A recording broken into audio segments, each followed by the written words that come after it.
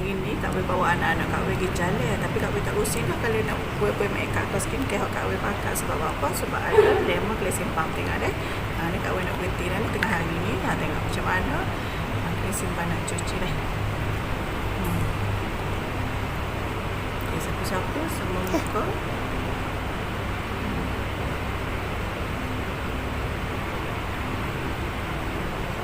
Ya, dia kakak bakal je gini.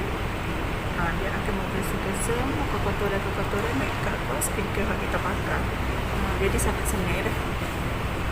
Ini tak boleh putih di sejik, putih di sedih lah.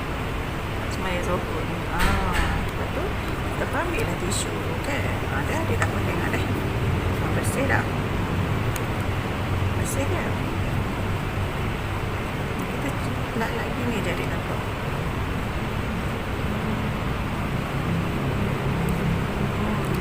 Kering. Nak bersih nombor. Tengok. Banyak dah. Bersih dalam muka Kak Wei. Okay, so jangan lupa